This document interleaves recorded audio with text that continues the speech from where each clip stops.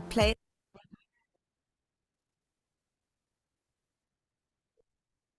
its part in committed to play its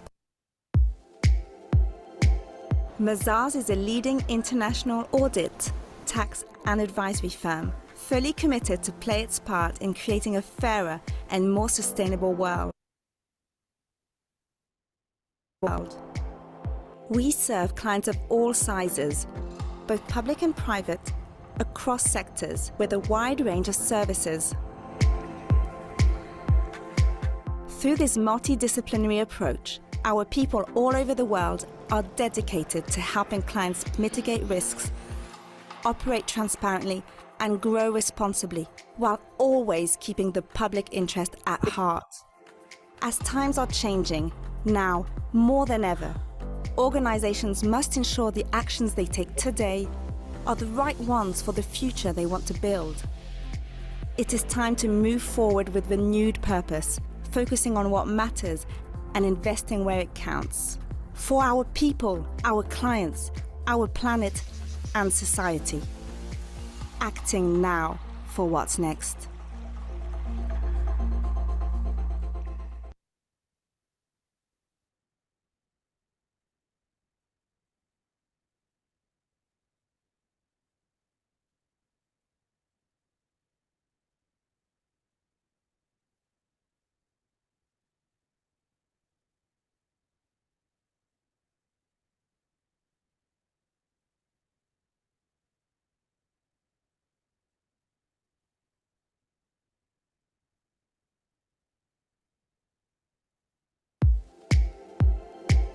Mazars is a leading international audit, tax and advisory firm, fully committed to play its part in creating a fairer and more sustainable world.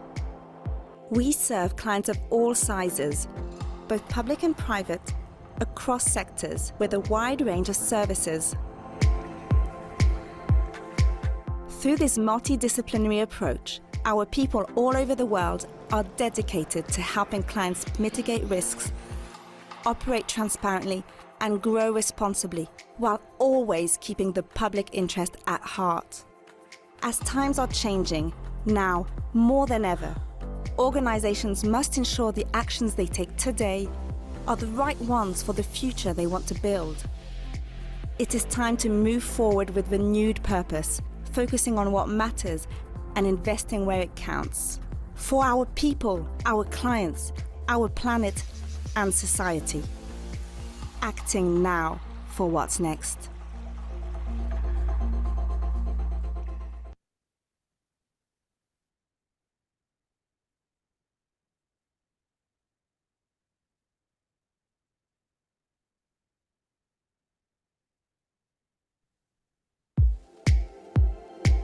Mazars is a leading international audit, tax and advisory firm, fully committed to play its part in creating a fairer and more sustainable world.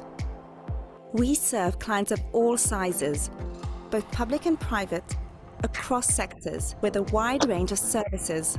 Through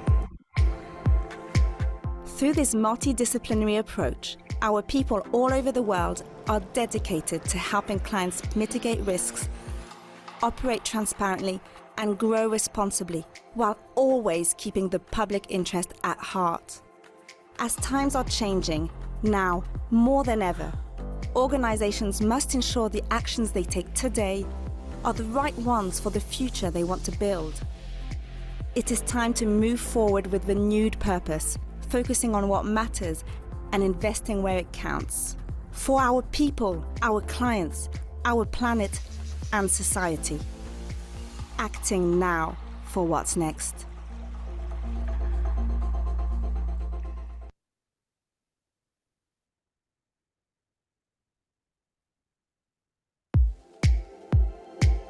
Mazars is a leading international audit, tax and advisory firm, fully committed to play its part in creating a fairer and more sustainable world. We serve clients of all sizes, both public and private, across sectors with a wide range of services. Through this multidisciplinary approach, Our people all over the world are dedicated to helping clients mitigate risks, operate transparently, and grow responsibly, while always keeping the public interest at heart. As times are changing, now more than ever, organizations must ensure the actions they take today are the right ones for the future they want to build. It is time to move forward with renewed purpose, focusing on what matters and investing where it counts. For our people, our clients, our planet, and society. Acting now for what's next.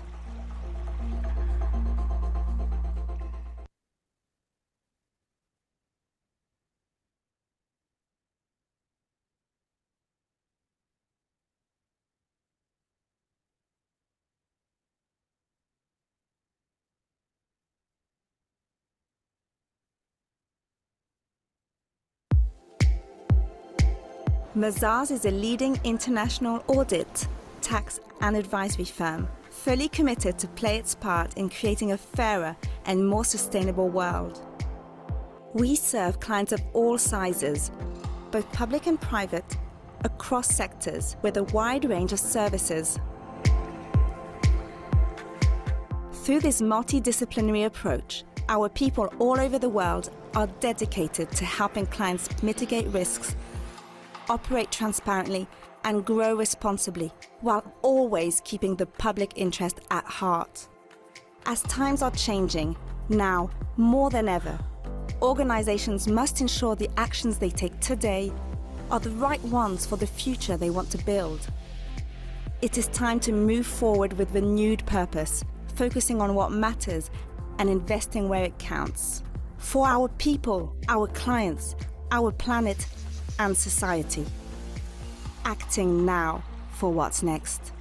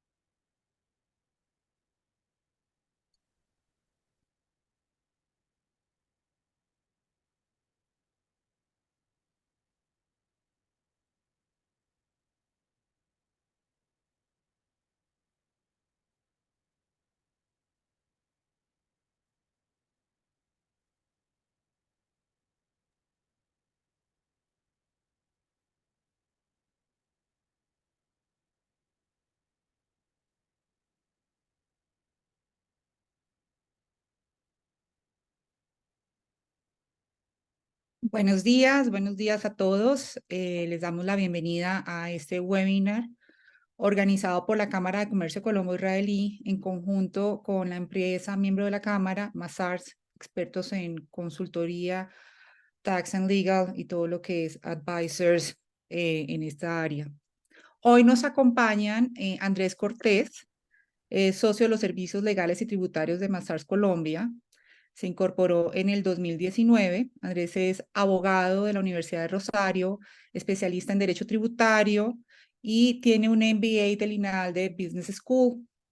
Andrés tiene una trayectoria muy interesante.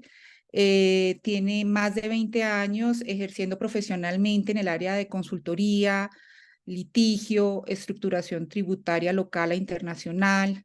Es experto en fusiones, adquisiciones, reorganizaciones, asociaciones, consorcios y financiamiento estructurado, lo cual pues para nosotros es un honor poder compartir los conocimientos de profesionales de Andrés en sectores con los cuales maneja una experiencia muy interesante como es el financiero, tecnología, proyectos inmobiliarios, oil and gas y bueno, como ya les dije, su experiencia en Mazars. Nos agrada y nos complace mucho presentarlo. También contamos con la participación de Paula Andrea García, es abogada de la Universidad Externado de Colombia. Andrea es especialista en Derecho Tributario y candidata a especialista en Derecho Tributario Internacional de la misma casa de estudios. Actualmente, Paula Andrea se desempeña como Senior Tax en Mazars Colombia. Cuenta con 3 años de experiencia en consultoría y asuntos contenciosos tributarios en sede administrativa judicial, en las industrias de hidrocarburo, construcción e infraestructura, logística, transporte y telecomunicaciones. Así que bienvenidos Andrés y Paula Andrea, y bienvenida a toda la audiencia que nos acompaña el día de hoy. Muchas gracias por estar acá. Y cedo la palabra a Andrés, que nos va a hacer una presentación en nuestro webinar el día de hoy. Muchas gracias, Sonia. Muy buenos días a todos. Buenos días a la Cámara, y agradecidos con la misma por abrirnos este espacio para tocar estos temas tan importantes. Muchas gracias a los asistentes, y pues sin más preámbulo, vamos a hablar de un tema muy importante, que es el régimen de presencia económica significativa, que es un régimen que, por supuesto, afecta a muchas compañías que tienen relación con Colombia, que tienen operaciones o que tienen como destino clientes colombianos, y que en mayor medida puede llegar a tener efectos fiscales que es necesario de alguna manera primero conocerlos, y desde el otro lado tratar de mitigarlos o entenderlos para lograr las eficiencias respectivas. Eso es parte de lo que tenemos que empezar a trabajar. ¿Por qué surge la presencia económica significativa? Precisamente por el dinamismo que tiene el comercio actualmente, porque los avances tecnológicos que ya venía teniendo el propio mercado, y el tema de los negocios a través de diferentes medios de comunicación masiva, sumado a los efectos de la pandemia, que son lo poco bueno que nos dejó la pandemia, es que aquellos negocios que estaban pensando en tener un e-commerce, aquellos negocios que estaban pensando en extender sus redes a través de temas virtuales, pues la pandemia los empujó y los aceleró a que esos negocios se desarrollaran. Por supuesto, un tema que vengo hablando más o menos desde el año 1993, cuando yo estaba en el colegio, empezamos a hablar de globalización, y hoy por hoy pues es evidente que ese es un tema totalmente presente. Yo no puedo pensar en un país ni puedo pensar localmente, sino tengo que pensar en los efectos que tiene mi negocio, que tiene mi actividad económica a nivel global, con todos los stakeholders que rodean mi negocio. Y por supuesto, lo que está buscando cada una de las administraciones en este punto es, y me refiero a administraciones, a cada una de las entidades tributarias a nivel global, es, hombre, aquí el ingreso se está yendo. Sí, o mejor, a manera de gasto están saliendo recursos fuera del país por actividades, negocios, operaciones que al final tienen un beneficio o reportan un beneficio para clientes locales. Y lo que está ocurriendo es que hay una actividad económica derivada de negocios que, si bien no tienen presencia física en Colombia, sí tienen los beneficios y los efectos en Colombia y en los demás países que tendría una operación local. Por lo que esperar a que esa entidad se radique en Colombia para tener efectos fiscales parece no tener sentido, más en un mundo virtual como el que nos desarrollamos, y más en temas de economía digital. Entonces, en ese orden de ideas, pues yo tengo que evitar la erosión fiscal, porque estoy observando como administración tributaria que evidentemente los recursos se están yendo a negocios que no están formalmente establecidos en Colombia, sin que sean informales ni que sean evasores, sino simplemente la dinámica de los negocios lleva a que no sea necesario hoy por hoy establecerse fiscalmente en un país para que se tengan efectos fiscales. Y en ese orden de ideas, en aras de la economía digital, para evitar la erosión de estos asuntos, pues es que se crea la presencia económica significativa. Ahora, la presencia económica significativa no es una idea colombiana, por supuesto. Esto tiene origen en el Club de Países en Desarrollo al que nos suscribimos en el gobierno del presidente Santos, con el propósito de hacernos competitivos fiscalmente y tener unos estándares económicos y de tributación similares a no solo a los países de la región, sino a nivel internacional. Cuando entramos a ser parte de la OCDE, de ese convenio multilateral, pues asumimos ciertos compromisos y esos ciertos compromisos pues corresponden a establecer dentro de nuestras normas locales directrices provenientes de este organismo multilateral que llevan a que la tributación se estandarice y se genere un marco regulatorio para ciertas operaciones. Y es ahí donde surge la presencia económica significativa. Asumimos un rol de implementación de este tipo de regulación para Colombia.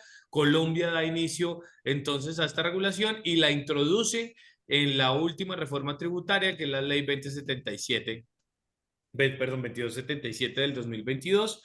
Entonces, si bien Colombia no se puede medir en materia de su tamaño, su dinámica económica a Estados Unidos, Canadá, Alemania, Francia, España y todos estos, sí es un país en desarrollo. Y en ese orden de ideas, pues lo que busca es llevarnos a esa regulación para estandarizarnos. Pero hay un tema.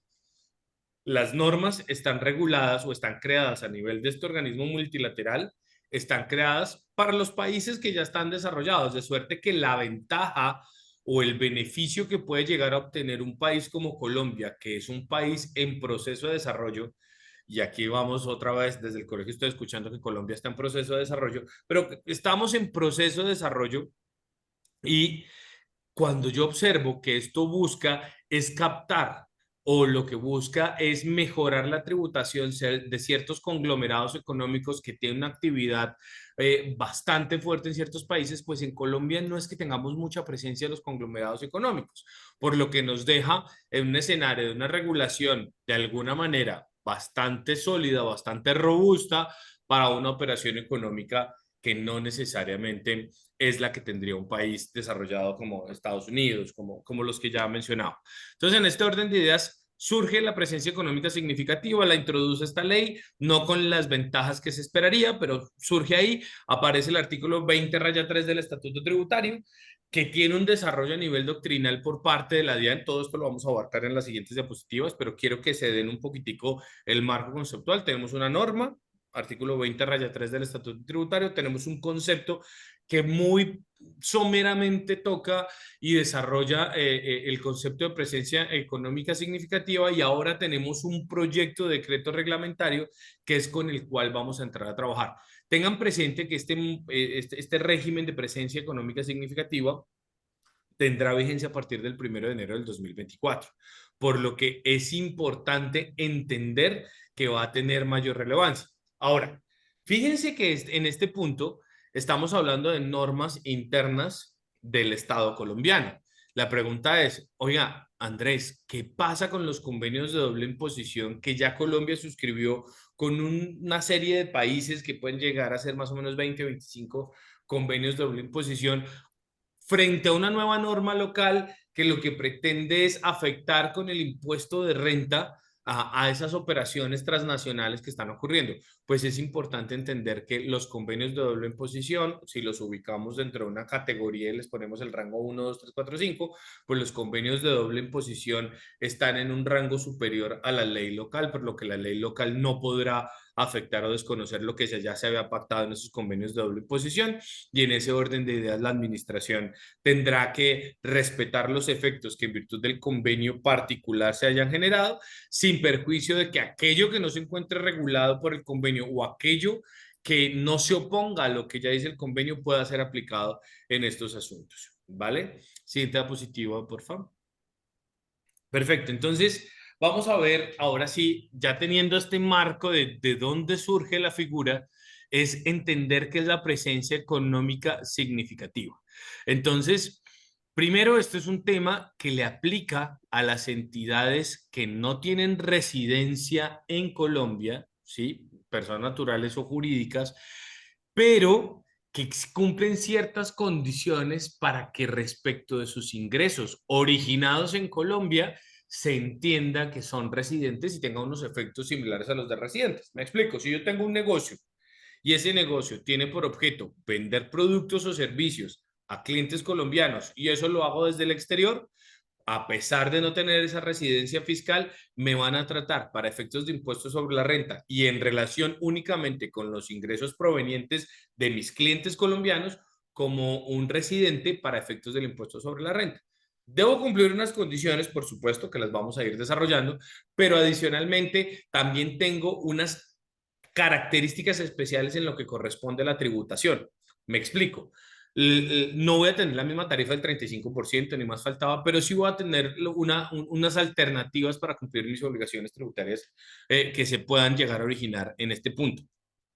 ¿Cuándo se adquiere la calidad o cuándo se entiende que ocurre la presencia económica significativa?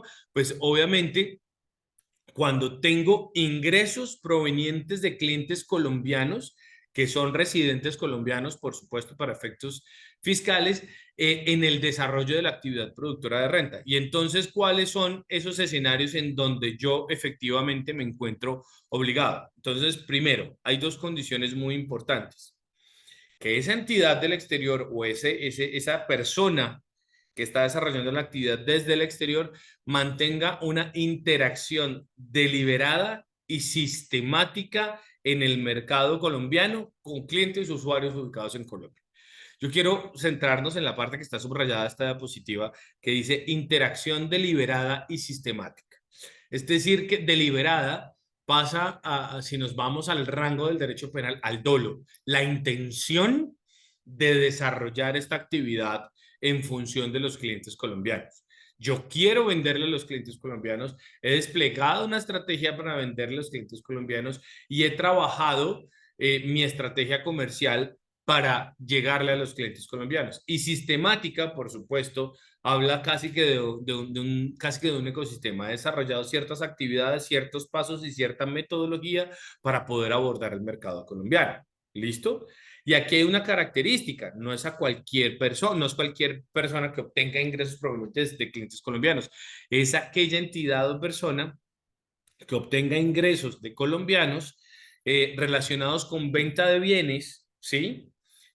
O prestación de servicios cercanas, o mejor, que superen las 31.300 VTs. Este es un valor cercano a 1.327 millones de pesos este año.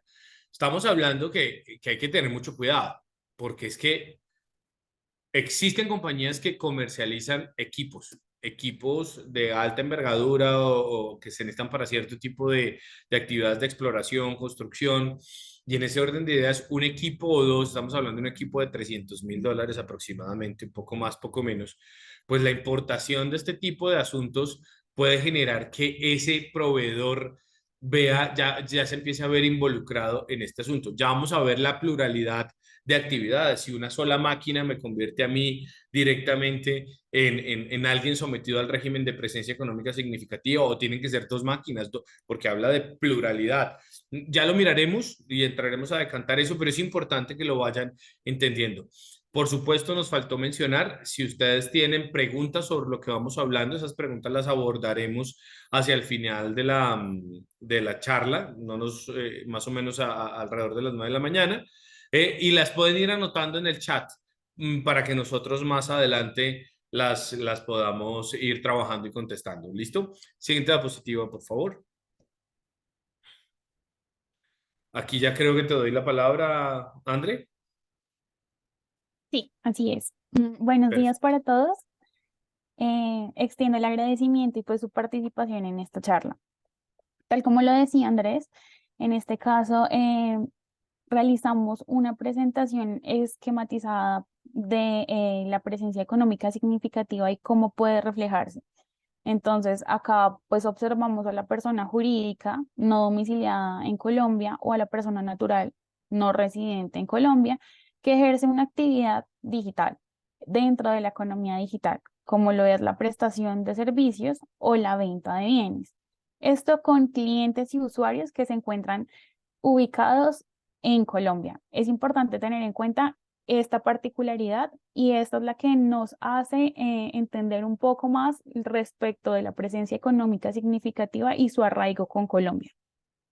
De igual forma, vemos la interacción deliberada y sistemática que explicaba Andrés y los ingresos brutos de las 31.300 VTs. Ahora, ahora bien, pues ya hablamos un poco de las ventas que se pueden generar respecto de la presencia económica significativa, pero también nos hace preguntar cuáles son estos servicios digitales dentro de la economía digital que se prestan desde el exterior y que pueden estar sujetos a este impuesto sobre pues la renta que se obtiene o sobre estos ingresos. Entonces, en primer lugar, tenemos todos los servicios de publicidad online. Acá podemos tener como ejemplo estos comerciales que nos aparecen en nuestras redes sociales, como por ejemplo Facebook, YouTube, los servicios de contenido digital online descargables, incluyendo pues las aplicaciones móviles, los servicios digitales, la música y las películas. Acá podemos también tener como ejemplo Spotify, Apple Music, todas estas plataformas que nos llegan a tener un servicio y que a través del tiempo y actualmente después de la pandemia pudimos observar mucho más su aplicación y su despliegue de ingresos en virtud de su consumo masivo. También tenemos los servicios de transmisión libre, como es el streaming, los podcasts y cualquier contenido digital. Igualmente tenemos la monetización de la información y los datos de los usuarios ubicados en Colombia, que generan esta interacción con los mercados digitales, los servicios online de las plataformas de intermediación. Por otro lado, tenemos las suscripciones digitales a medios audiovisuales, incluyendo todo lo que corresponde a noticias, periódicos, músicas, video, juegos. En general, en servicios hay un amplio despliegue y estos han sido catalogados como unas presunciones respecto a esta presencia económica significativa y la persona natural o jurídica que la desarrolla, por lo que es importante tener en cuenta cada uno de estos servicios que menciona como tal la norma para tener en cuenta si es que se desarrollan y cómo se desarrollan. También tenemos la gerencia, administración, manejo de datos electrónicos, incluyendo el almacenamiento web o el almacenamiento en la nube, que como todos sabemos lo usamos a diario a través de las diferentes plataformas que así nos lo permiten. Tenemos los servicios de licenciamiento o motores de búsqueda online, por ejemplo, Google, Safari, en general, todos los motores de búsqueda que hacemos, el suministro de los derechos de uso o explotación de intangibles y los servicios electrónicos digitales con destino a usuarios que están ubicados en el territorio nacional. Y esto, como lo mencionaba, es la particularidad que en este caso nos atañe. Ahora, respecto a lo que corresponde únicamente a servicios, ya vemos cómo la norma grava y en general da un amplio espectro para que ninguno de estos servicios de economía digital de alguna manera se pueda liberar o no tener en cuenta respecto de la presencia económica significativa y su calidad respecto a lo que nos atañe pues al impuesto sobre la renta y al impuesto que se cobrará en general respecto de esos ingresos que se están obteniendo. Entonces, cuando nos vamos a la vida cotidiana, podemos ver que cada uno de los servicios que estamos obteniendo, ya sea desde comprar en nuestros servicios de comida, realizar nuestro trabajo a través del almacenamiento en la nube, realizar las búsquedas diarias que realizamos a través de la web, tener los servicios de entretenimiento, por ejemplo, de música o de video en estas plataformas, se van a ver grabados y esto va a constituir pues, un ingreso para Colombia a través de esta nueva presencia económica significativa. Pues bien, ahorita nos preguntábamos qué es esa interacción deliberada y sistemática y también un poco de la mano con lo que señalaba Andrés, ese dolo al derecho penal de qué es y cómo interactúo con estas personas. Entonces, este decreto nos señala, y en particular un poco ya con lo que traía la ley 2277, reforma tributaria del 2022, es que es esta interacción deliberada y sistemática que se entiende cuál es la presunción. Entonces acá tenemos dos puntos a resaltar y en particular son cuando esta persona natural o jurídica mantiene una interacción, un despliegue de un mercadeo con más de 300 clientes y usuarios. Y en segundo lugar, cuando se mantenga o se establezca la posibilidad de visualizar los precios en, en pesos colombianos o permitir el pago a sí mismo en pesos colombianos. Acá nos preguntábamos, ¿el espectro será muy amplio? Porque, por ejemplo, yo puedo ingresar a la página web, puedo tener una interacción, allí puedo ser parte de uno de los 300.000 o más clientes y puedo pues visualizar estos precios y puedo realizar el pago, pero pues no estoy adquiriendo ningún bien o servicio. ¿Eso contaría? Entonces hay algunos márgenes que la norma no es muy clara, que lo deja ampliamente señalado y que aún no tenemos en la normatividad una forma de poderlo interpretar de manera correcta. Igual es importante tener en cuenta que en este momento solamente tenemos un decreto, un proyecto de decreto reglamentario, por lo que tampoco es claro y certero pues que este ya sea el definitivo. Ahora, ¿cómo debo pagar el impuesto si soy un contribuyente que adquirió esta calidad de presencia económica significativa? Es decir, yo ya sé que tengo esta interacción deliberada y sistemática, yo ya sé que estoy ejerciendo alguno de estos servicios que me señala la norma, yo ya sé que, por ejemplo, vendo bienes de mayores de las VT señaladas en la norma. Entonces, ¿cómo debo realizar este pago del impuesto? Pues bien, la norma nos señala dos aspectos. Uno, es declarar y pagar el impuesto a través de un formulario que dispondrá la DIAN, aún no lo conocemos, pero es importante que lo tengamos en cuenta, a una tarifa del 3% sobre la totalidad de los ingresos brutos derivados de esa venta de bienes o prestación de servicios desde el exterior. Pero también tengo otra forma, y es pagar este impuesto a través de retención en la fuente a título de renta, que será de una tarifa del 10% sobre el valor total del pago. Es importante señalar que no puedo aplicar las dos, es decir, no puedo decir quiero declarar y pagar el impuesto respecto de venta de bienes y respecto a la prestación de servicios quiero que me retengan la fuente si es que yo prestara ambos, es decir, prestara servicios y vendiera bienes. O la mitad de la venta de bienes quiero que sea a través de la declaración y pago y la otra de retención en la fuente. Son excluyentes. Yo como contribuyente que adquiero esta calidad de presencia económica significativa, debo decidir por cuál de los dos opto y asimismo tener en cuenta cada una de las reglas que nos señala este proyecto de decreto y en particular el estatuto tributario. Acá hay unos puntos a resaltar y es que para efectos de la comercialización de bienes y la prestación de servicios se deben tener en cuenta de manera agregada las actividades realizadas por vinculados económicos de acuerdo con lo señalado en el artículo 260-1 del Estatuto Tributario, es decir, nos remite a todo lo que tiene que ver al régimen de precios de transferencia, vinculación, subordinación, subsidiarias. En general tenemos que tener esto en cuenta a la hora de alguna forma establecer si adquirimos esta calidad de presencia económica significativa. Tal como lo decía Andrés, esto no entra en choque con el CDI o los CDIs que como Colombia ya tenemos suscritos, puesto que esto tienen un valor mucho más alto en el orden de las personas jurídicas, de como tal el ordenamiento jurídico. Y también es importante señalar que Colombia había suscrito un tratado multilateral o un convenio multilateral de la OCDE en donde mencionaba que no se podría realizar ningún tipo de normatividad o expedir ningún tipo de normatividad respecto de la economía digital, entiéndase presencia económica significativa.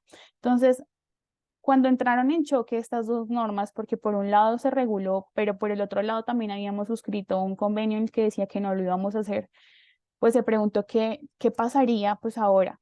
Entonces, en este parágrafo, en los parágrafos del artículo 20-3 del Estatuto Tributario, se dejó determinado que en el caso en que se expidieran normas de orden internacional que se encontraran en contra de las que ya habíamos expedido nosotros como Colombia, después de su entrada en vigencia, la de nosotros no tendría ningún tipo de efecto legal.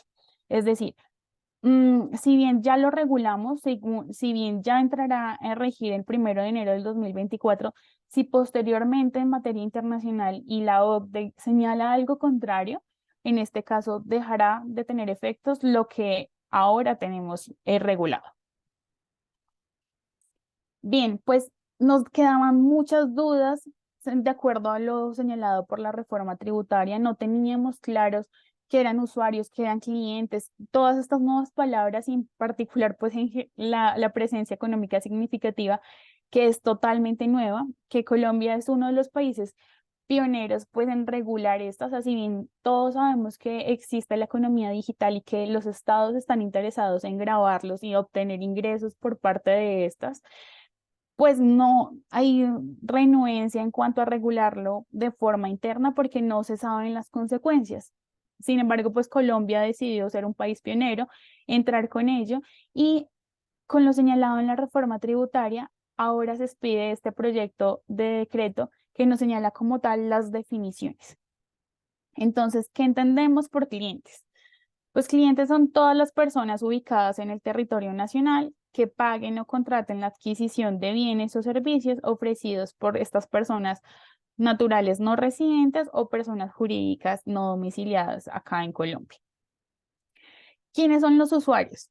Pues son todas estas personas naturales también en el territorio nacional que adquieran o hagan uso pues de esta interfaz digital, identificándose con un nombre de usuario y contraseña para acceder a la interfaz. Aquí es donde vemos que todo hace match y podemos ver que se regula muy bien con todos los servicios que ya adquirimos y la venta de bienes, porque para, por ejemplo, nosotros acceder a Netflix debemos tener un usuario y una contraseña que nos permita ingresar a esta interfaz. Ahora, ¿qué es interfaz digital? Pues es cualquier tipo de programa tecnológico, incluidos los sitios web, las aplicaciones móviles y cualquier medio que permita pues a este usuario o cliente, como ya habíamos mencionado, interactuar digitalmente con esta persona natural o no residente en el país. Entonces, pues si bien tenemos la forma en que podemos usar esta aplicación, también tenemos la interacción diaria de, por ejemplo, cuando el pago no se realiza, cuando tengo problemas con la aplicación, cuando no puedo acceder. Entonces aquí es donde la interfaz me permite tener una comunicación con esta persona que, si bien me presta el servicio desde el exterior, puedo interactuar con ella.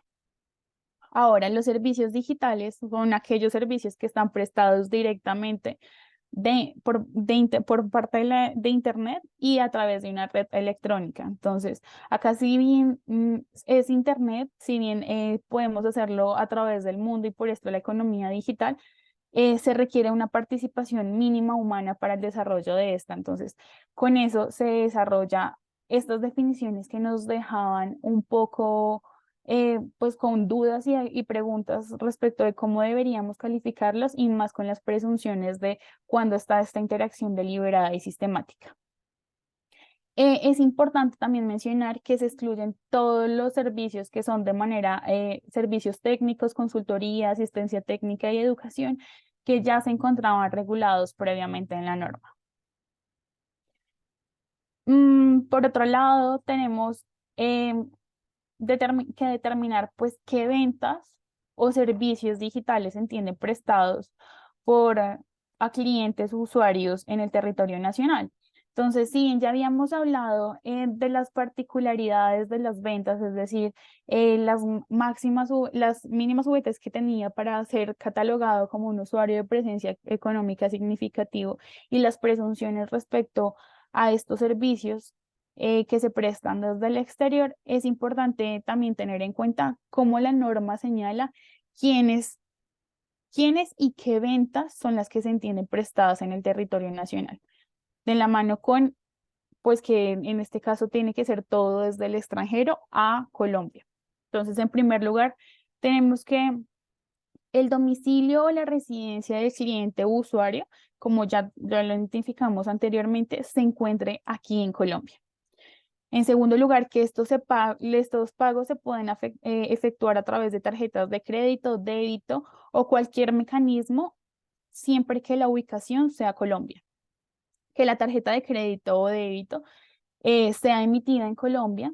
Que en cuarto lugar, la dirección de envío de la venta de bienes se encuentre ubicada en Colombia. Que la dirección IP desde el dispositivo que se adquiere ese bien o servicio se encuentre ubicada en Colombia y que el código móvil del país también sea Colombia, es decir, el +57. Entonces aquí vemos cómo todo se materializa y se une y nos lleva directamente a Colombia. Entonces podemos ver que los servicios que adquirimos usualmente, los bienes que compramos a través de estas plataformas, pues están llegando directamente a cada una de las presunciones que nos señala, porque pues nosotros somos residentes acá en Colombia, lo estamos adquiriendo a través de una tarjeta de crédito o un mecanismo de pago ubicado acá en Colombia, nuestra dirección IP se encuentra en Colombia, nuestro celular tiene el +57 que es esta identificación de Colombia, entonces todo atrae esos ingresos precisamente a Colombia para que podamos, y en particular el Estado, obtener ese ingreso que estaba erosionando, pues como señalaba Andrés, no fue algo que regularan desde un principio los estados, pues porque era algo que no se preveía y en general la globalización y la economía digital no estaba en esos campos. Entonces, de nuevo acá, ¿cuáles son las obligaciones? O sea, ya pasando al punto en que ya yo sé que soy una persona natural o jurídica que tengo la calidad de presencia económica significativa. ¿Qué obligación tengo yo? En primer lugar, tengo que determinar si opto por declarar el impuesto a través del formulario que prescriba la DIAN o si quiero que me practiquen la retención en la fuente. Entonces ahí es donde esta persona natural o jurídica que tiene la calidad de presencia económica significativa tiene que entrar a tomar decisiones y tiene que optar por alguno de los dos mecanismos que, como ya mencionaba hace un rato, son excluyentes. No puedo tener alguno, o sea, mitad uno, mitad otro, uno de los dos solamente. En ese sentido, te doy la palabra, Andrés, para que continúes con la exposición respecto de estos usuarios que optan por la retención en la fuente. Vale, André, muchas gracias. Bueno, ¿qué pasa si yo opto por la retención en la fuente? Y aquí entramos en un tema muy interesante y es, no debemos entrar a confundir lo que debe hacer el agente retenedor con lo que debe hacer el sujeto retenido. Y aquí creo que por primera vez en toda la legislación relacionada con retención en la fuente se nos pone de presente un tema.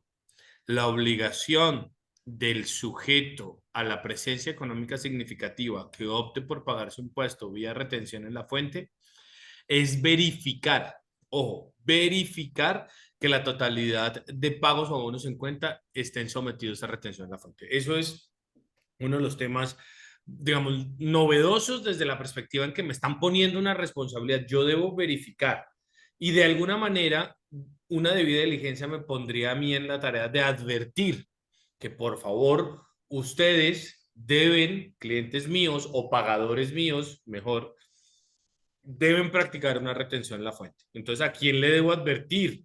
Pues a las entidades emisoras de tarjeta de crédito, a los vendedores de las tarjetas prepago. Acuérdense que los vendedores de las tarjetas prepago tienen una modalidad y es que, por ejemplo, cuando ustedes van a Pepe Ganga, Carulla, encuentran en las cajas colgando tarjeticas prepago de PlayStation, de Spotify, de Netflix, de algunos aplicativos que son tarjetas prepago. A través, esas tarjetas prepago que se venden, pues tienen unos códigos de acceso, pero se hacen a través de terceros que hacen parte de la estrategia sistemática de estas entidades para vender los productos acá en Colombia. Al final del día, esa entidad que está preparando y comercializando y distribuyendo las tarjetas prepago es la que recauda el dinero, se queda con un pedazo de la torta porque es natural y gira la diferencia al exterior. Entonces, ese vendedor de tarjetas prepago, pues es el que tiene que practicar la retención a fuente. Y yo se lo tengo que advertir. Los recaudadores en efectivo a cargo de terceros, existen ciertas plataformas que permiten realizar pagos en puntos Baloto, puntos Efecti, puntos lo que sea. Entonces, a través de eso, las pasarelas de pago, hoy tenemos multiplicidad de pasarelas de pago y hoy está de moda tener una pasarela de pagos vinculada a a mi plataforma o mi página web para recaudar dinero de los clientes. Y si de alguna manera tengo relaciones con entidades de derecho público, fondos de inversión, fondos de valores, fondos de pensiones, consorcios, pues tendré que advertirle a todos ellos. Y si pasas a la siguiente diapositiva, André, por favor. Si ustedes miran, entonces aquí me surge una pregunta. La pregunta es la siguiente.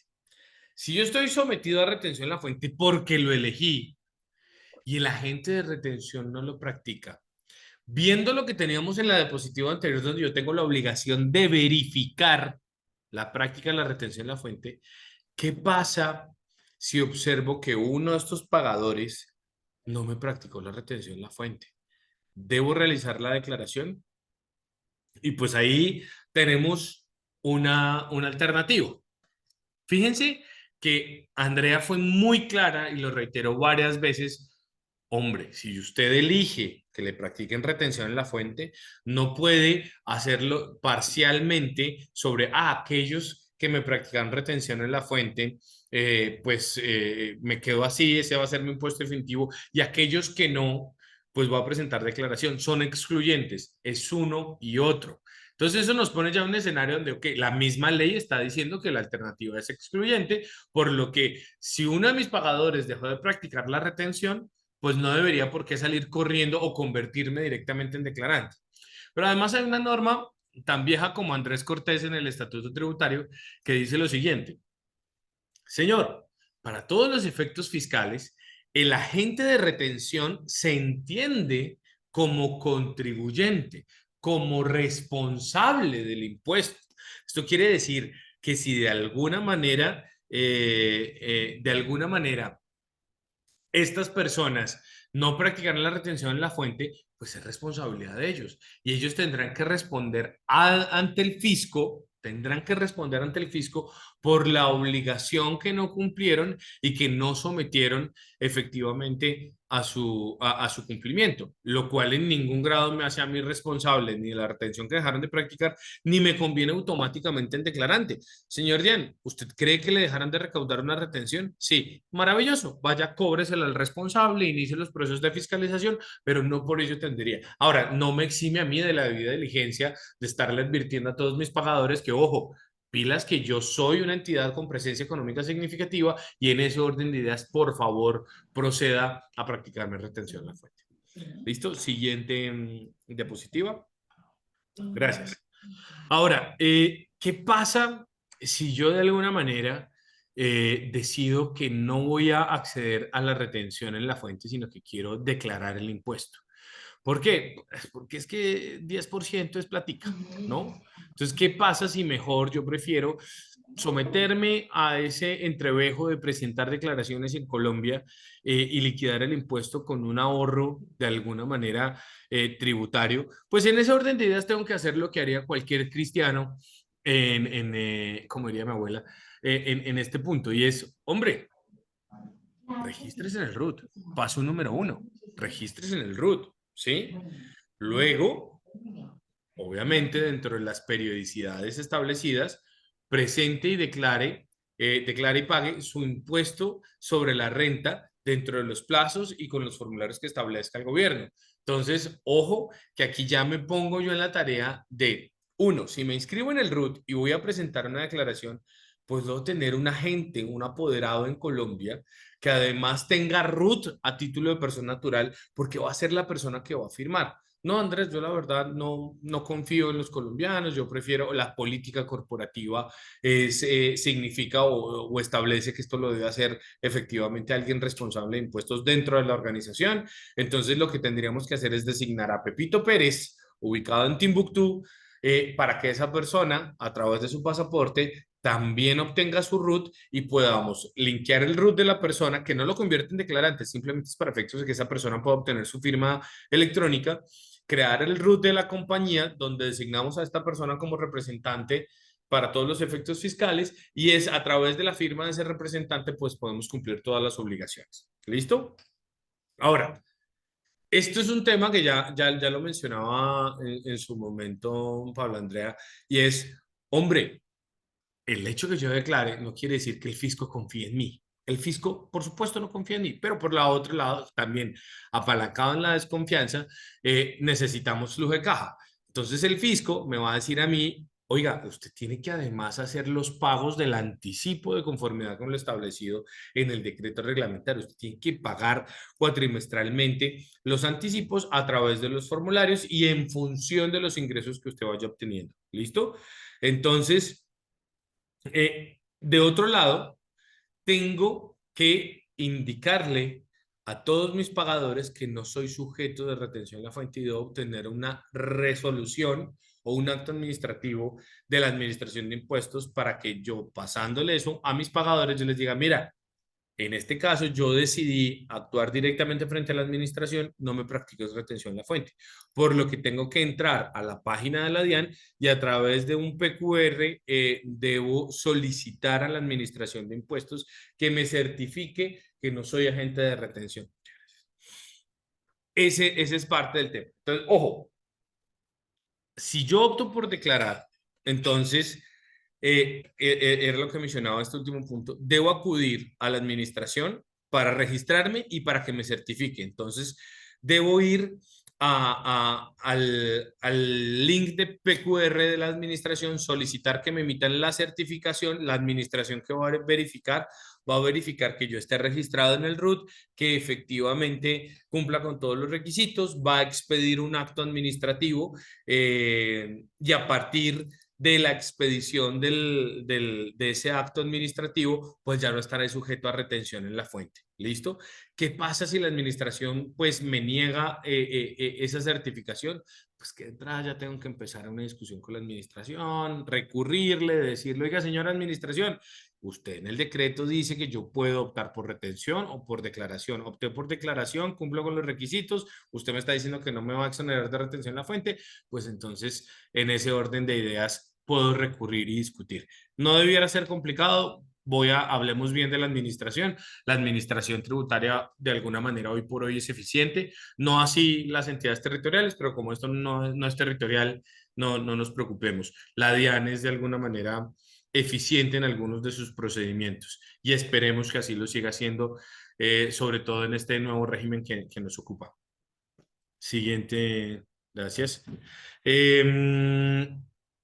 En materia del anticipo, ¿qué es lo que me dicen? Oiga, pues usted lo que va a hacer para calcular el anticipo es darme darme unos elementos cuatrimestrales que cuáles van a ser. Usted me va a pagar anticipadamente sobre sus ingresos netos cuatrimestrales, va a pagarme el 2% cuatrimestralmente de esos ingresos netos.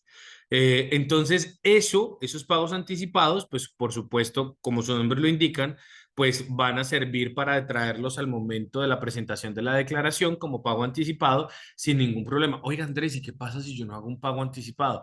Pues no se preocupe, se causan intereses de mora de la fecha del vencimiento del pago anticipado.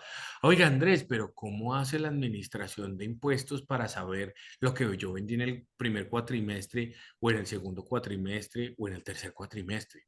¿Qué pasa si yo decido solo pagar el anticipo en el segundo cuatrimestre haciéndome el loco guiño guiño del primer cuatrimestre?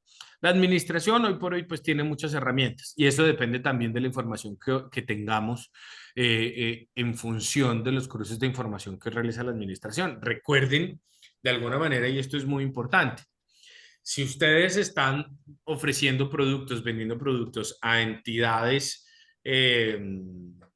personas jurídicas, a las que hoy por hoy todos están sometidos a facturación electrónica, dentro de uno de los elementos de la facturación electrónica está generar los soportes electrónicos de las operaciones que tengo con extranjeros respecto de los cuales yo quiero llevar ese gasto como deducible, entonces tengo que generar electrónicamente el soporte porque ya sé que la factura electrónica, perdón, que la factura que me emite el proveedor del exterior no va a cumplir con los requisitos de deducibilidad, por ende genero los soportes. Si ese cruce que hace la administración, que hoy es casi que uno a uno en vivo, en directo, con la generación de esos soportes, pues la DIAN va a saber cuáles fueron las operaciones que tuve con personas jurídicas en el primer cuatrimestre, el segundo cuatrimestre, y va a ser evidente que yo he dejado de pagar anticipos sobre esos ingresos. Ahora, si las operaciones son con personas naturales, uno dice, ah, no, pues esos nos llevan contabilidad, esos que van a generar soporte. Pero obvio, es que ellos me pagan con tarjetas de crédito y las entidades emisoras de tarjeta de crédito, pues igualmente generan reportes de información a la administración de impuestos que pueden poner sobre la mesa, evidentemente, este asunto. ¿Listo? ¿Debo hacerlo a través de un recibo oficial de pago? Por supuesto. Y los cuatrimestres pues serán enero, abril, mayo, agosto, septiembre, diciembre, común y silvestre como nuestro calendario. Siguiente, por favor. ¿Qué debe contener el formulario para la presentación del impuesto? Pues no nos corresponde a nosotros diseñar el formulario. Estos son los requisitos típicos de un formulario, pero digamos, aquí sí me quiero centrar mucho en el numeral 2. Entonces me dicen, oiga, el formulario de la declaración deberá tener la información necesaria de identificación y ubicación del contribuyente. Como ustedes saben, hoy por hoy las obligaciones tributarias ante la Administración Nacional son electrónicas. ¿Y de dónde sale la información de identificación y ubicación contenida en esos formularios? Pues del RUT. Cuando ustedes están presentando una declaración, pues los formularios absorben la información del RUT. ¿Esto qué quiere decir? Que yo debo tener en estricto sentido actualizado mi RUT.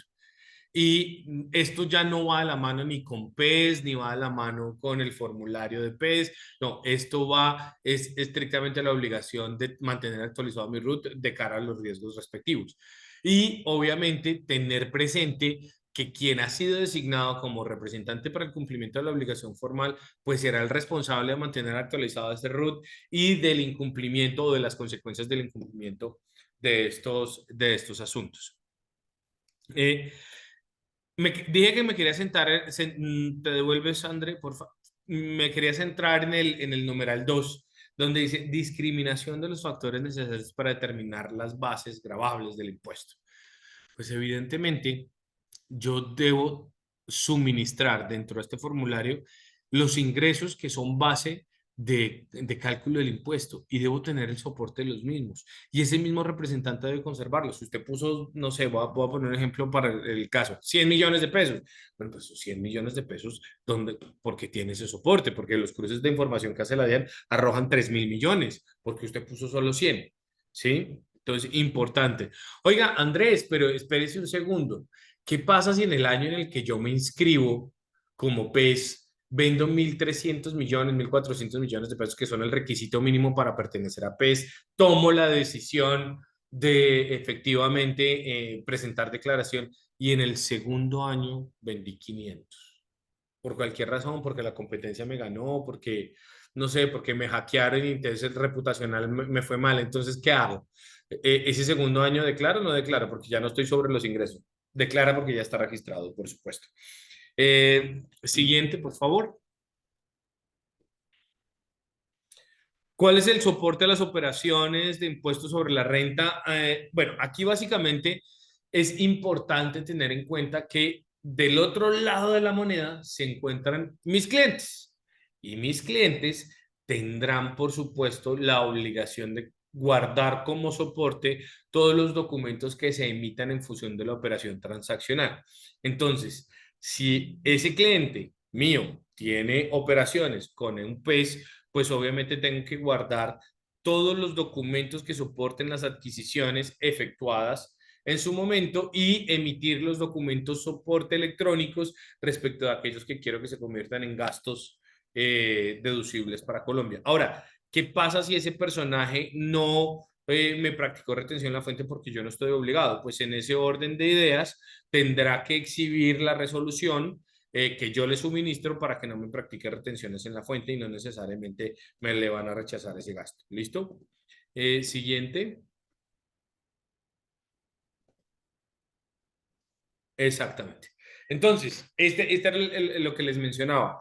Hombre, pues mis documentos soporte de la operación son el documento que me emita el proveedor, pero además, si lo quiero como deducible, tengo que emitir el documento soporte y conservar todo lo electrónico que sea. Y si no están obligados a emitir factura, pues la tengo que convertir en soporte. Pero por el otro lado, yo tengo que acreditar que la razón por la cual no practiqué retención en la fuente a una persona sometida al régimen PES es porque me suministraron la resolución de exoneración que veíamos hace unas diapositivas atrás, emitida por la DIAN, donde decía que esta entidad no ha decidido o ha optado por presentar declaración, razón por la cual el pago no estará sometido a retención en la fuente. ¿Listo? Y creo que con esto terminamos. He visto durante la presentación una serie de preguntas, entonces no sé, Sonia, si las quieres leer y las vamos contestando.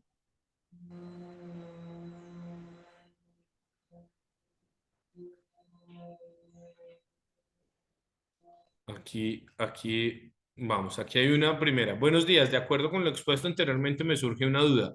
¿Cuál es su posición respecto al desconocimiento de Colombia, lo suscrito en el convenio multilateral de la OCDE, respecto a la no regulación particular de la PES? André, ¿quieres contestar esa pregunta? Claro que sí.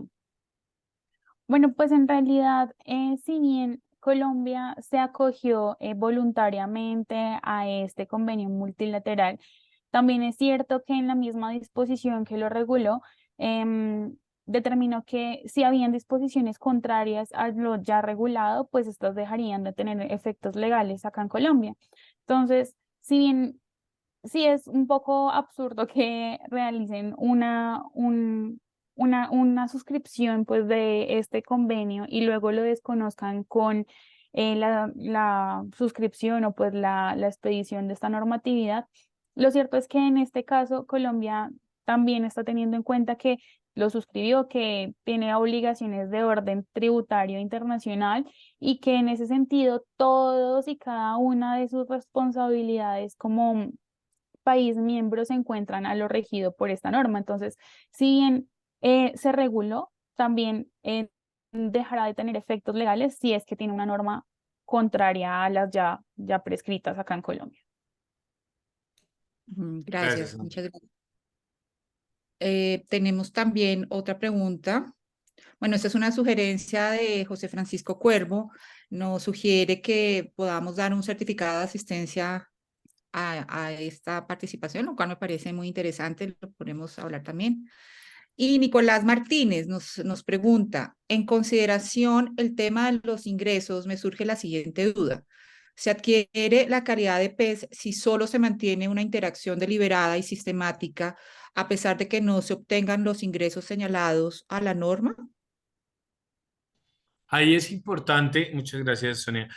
En relación con la pregunta, es importante mencionar que yo puedo tener la calidad de PES o acceder al PES vía dos elementos, o la interacción sistemática y deliberada, porque es la obtención de ingresos de 1.300 millones de pesos de las 30.000 VTs. Ahí es importante mencionar que yo puedo tener una interacción sistemática y deliberada, pero tener por debajo esa suma. En ese caso yo digo, oiga, eventualmente yo sí estoy teniendo esa interacción, pero no necesariamente estoy cumpliendo con todos los requisitos. O por el otro lado, ¿qué pasa si yo tengo un solo cliente y a ese cliente le vendí 1.300 millones de pesos, pero solo me interesa ese cliente? ¿Sí? ¿Qué pasa? Por ejemplo, existen grupos económicos que tienen operaciones con vinculados del exterior que superan, por supuesto, de lejos esa operación. Es un cliente colombiano, sí, superan los 1.300 millones de pesos. Hay una interacción sistemática y deliberada ahí, pues con un solo cliente seguramente sí. Entonces, creo que cada caso hay que revisarlo para determinar si solo la interacción sistemática sin lograr los ingresos nos da la calificación para obtener la presencia económica significativa, o si solo el ingreso sin una interacción sistemática por volumen me daría efectivamente el asunto. Hay que analizarlo en cada caso, pero en principio la norma deja abierta la puerta con lo que tenemos ahí. Creería que esa es la respuesta. Muchísimas gracias, Andrés. No sé si ¿Vale? tenemos alguna otra inquietud que podamos resolver.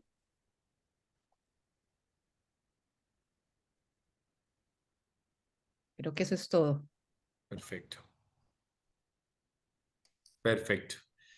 Pues Sonia, muchas gracias y muchas gracias a todos los miembros de la Cámara y a la Cámara misma por abrirnos el espacio nuevamente. Quedamos muy atentos de lo que puedan llegar a necesitar y nos vemos en futuros eventos. Hay un nuevo mensaje, excelente tema, exposición, gracias. Ladies nos sugiere que por favor compartamos esta grabación a los correos de las personas inscritas, lo cual también me parece muy interesante. Y bueno, a todos los miembros de Mazars, Andrés, Paula, muchas gracias por explicarnos este tema tan interesante. Realmente para la Cámara de Comercio es un tema que trae totalmente capta totalmente nuestra atención. Tenemos algunas empresas que tienen su operación, están en Colombia, pero están afuera. De manera que muy seguramente poder indagar más en estos conocimientos les va a traer mucho y de pronto podríamos repetir un poco más profundamente este tema con las personas que me han pedido que lo volvamos a repetir. Perfecto. Así será. Muchas gracias Bueno, nuevamente. ok. Que tengan Muchísimas todos un gracias. excelente día. Hasta luego. Gracias, Chao. que Gracias. estén muy bien. Gracias. Gracias, Gabriela. Gracias. Gracias, gracias.